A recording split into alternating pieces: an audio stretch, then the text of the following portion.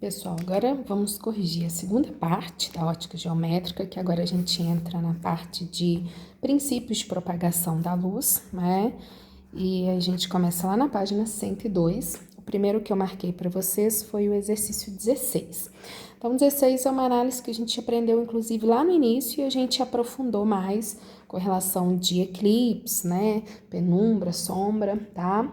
Então, falar para vocês sobre usar uma lanterna em uma sala escura, né?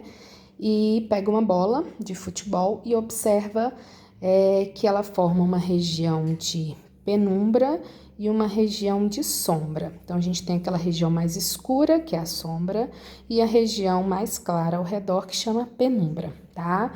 E o exercício fala, sabe-se que a penumbra aparece por quê? Então, o que a gente aprendeu? Quando você tem uma fonte que é pontual, ou seja, quando é um pontinho de luz, tá?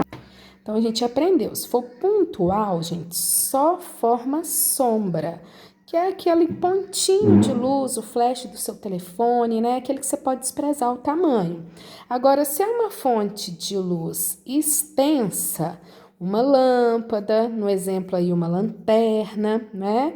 Uma lâmpadazinha maior aí, a gente fala que é uma fonte extensa e ela vai formar sombra e penumbra. Então, como forma só sombra, é uma fonte pontual. Quando forma sombra e penumbra, é uma fonte extensa. Então, aqui da bola formou uma sombra e penumbra. Então, é porque é uma fonte extensa. Então, olha, letra D, a fonte de luz não é pontual, tá bom?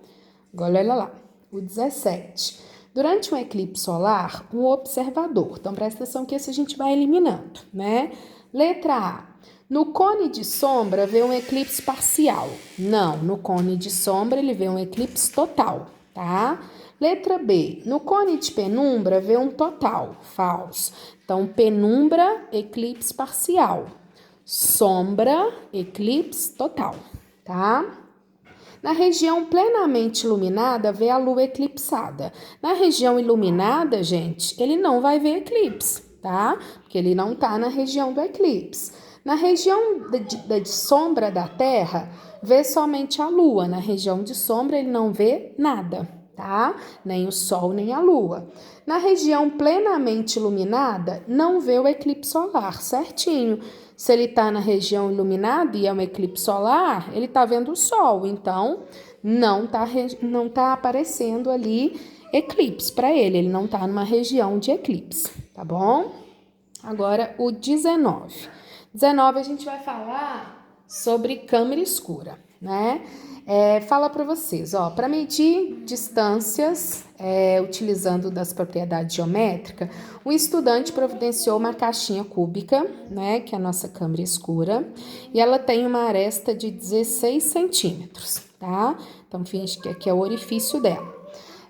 Aí fala para vocês, após pintar de preto e tal, colocar na face oposta um papel vegetal, né?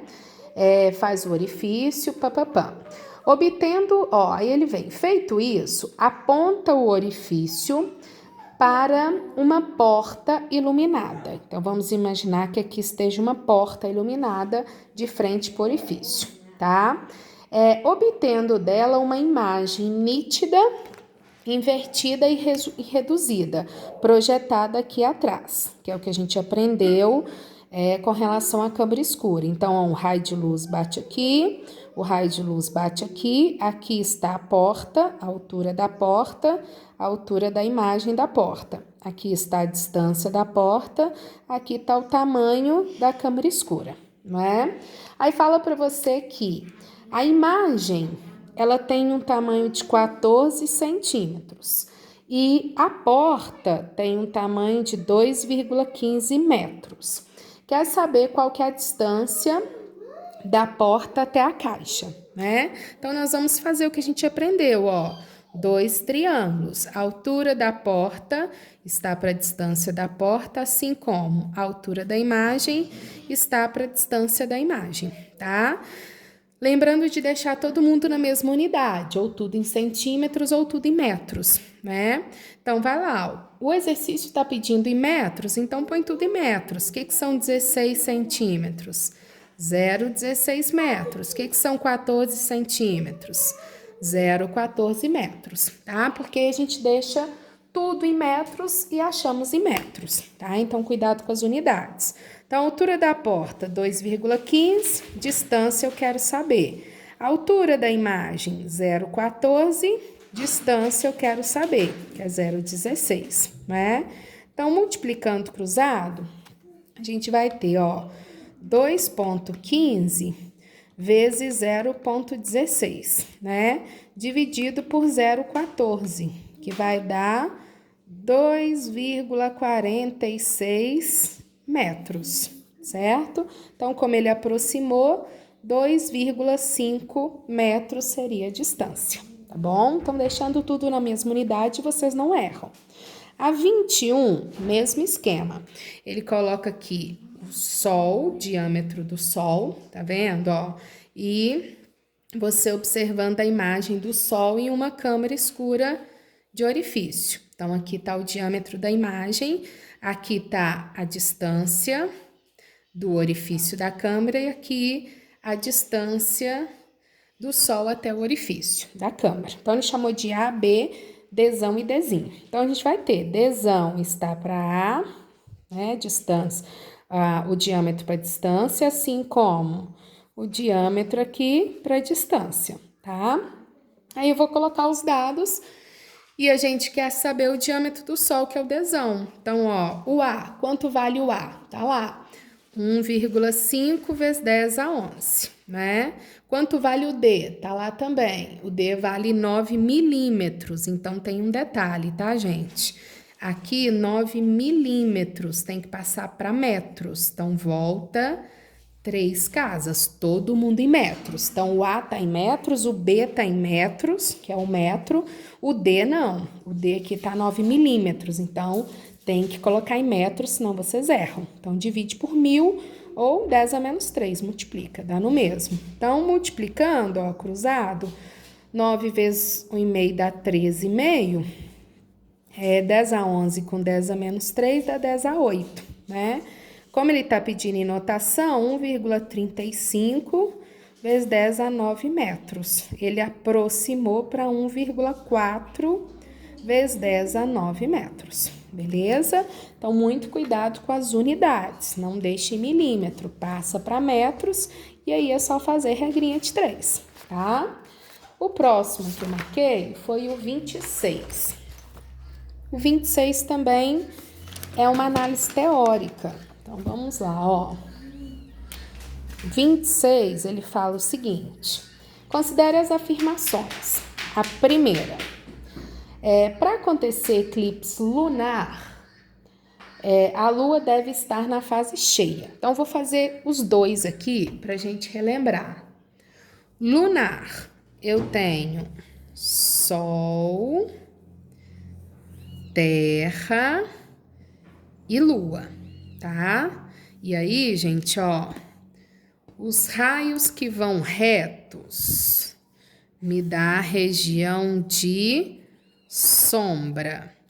Os raios que se cruzam, ó, me dá a região de penumbra. Então, a Lua vai estar girando aqui, olha. Aí, quando ela entrar aqui, eclipse parcial. Quando ela entrar aqui, eclipse total. Quando ela passar aqui, parcial de novo. E quando ela estiver aqui, ela tá fora tanto da penumbra quanto da sombra. Então, ela vai estar iluminada, tá? Então, isso aqui é o que a gente chama de eclipse lunar. Acontece na Lua cheia, tanto é que à noite ela vai estar brilhando e a Terra vai tampar o brilho dela, a Terra vai fazer sombra na Lua, tá? Então vai estar Sol, Terra e Lua. Terra fazendo sombra na Lua, eclipse lunar, Lua cheia, tá? Então, hora ela tá iluminada, hora ela é tampada, depois ela volta a ficar iluminada, tá? Então, a número 1 fala: o eclipse lunar, a Lua deve estar na fase cheia, certinho, tá? Agora, o 2. Quando acontece o eclipse solar, a Terra está entre o Sol e a Lua. Então, vamos analisar o solar. O eclipse solar, acontece o seguinte: a gente vai ter a Lua fazendo sombra para a Terra. Então, ó, em linha reta, essa é a região de sombra, eclipse total, tá? Cruzando as linhas, ó, de baixo para cima, de cima para baixo, aqui nós temos o eclipse parcial, que é a penumbra. Então, penumbra e eclipse total, tá? Então, quem está aqui é a Lua, quem está aqui é a Terra. Então, no eclipse solar, eu tenho... no eclipse solar, gente, eu tenho lua nova, tá? A lua vai estar fazendo sombra na Terra e acontece durante o dia. Então, eclipse solar é durante o dia, lua nova, eu não estou vendo a lua. Eclipse lunar é durante a noite, tá?